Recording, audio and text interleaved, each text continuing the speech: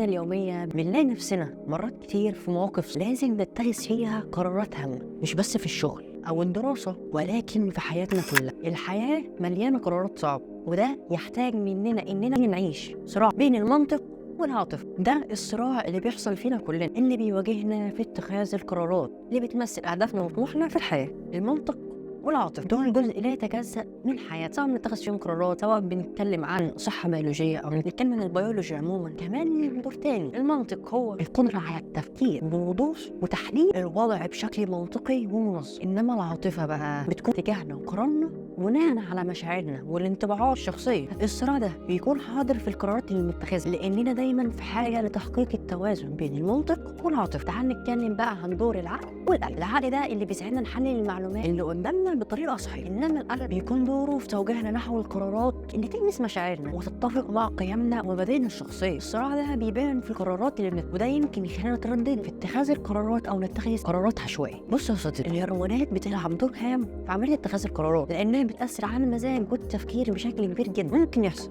بعض التغيرات في مستويات الهرمونات بتكون نتيجة لعوامل زي الإجهاد والتوتر والنوم والتغذية والنشاط البدني، وده بيأثر على مزاجنا وطريقة تفكيرنا وبالتالي على عملية اتخاذ القرارات. تعالى بقى أقول لك إزاي تستغل الصراع ده. الصراع بين العاطفة والمنطق ممكن يستغل لصالحنا من خلال تحقيق توازن مثالي بين العاطفة والمنطق. العقل التحليلي يقدر يساعدنا نحلل الوضع، نقيم البيانات بشكل صحيح، والقلب يقدر يوجهنا للقرارات اللي بتوافق قيمنا ومبادئنا الشخصية. تعالى بقى نتكلم عن آخر حاجة، التوجه نحو النجاح وتطور الشخص. فهم الصراع بين المنطق والعاطفة وتحقيق التوازن بينهم بيساعدنا من خلال اننا نتعامل بحكمة مع الصراع اللي بيحصل دايما بين المنطق والعاطفة، وتطوير مهارات اتخاذ القرارات، ونقدر نحقق النجاح في حياتنا الشخصية والمهنية. وفي اخر الفيديو عايز اقول لك انك لما تكون فاهم الصراع بين المنطق والعاطفة ودور القلب والذات في عملية اتخاذ القرارات، ده مهم جدا علشان تحقق النجاح وتطور الشخص من خلال تفكير وتهاون استخدام المنطق والتحكم في العاطفة. انا عارف ان انت عمرك ما هتعرف تتحكم في العاطفة. متنساش بقى يا صديقي تعمل لايك، تعمل شير، تعمل سبسكرايب، وتعمل كومنت حلو كده لو الفيديو عجبك. بس كده،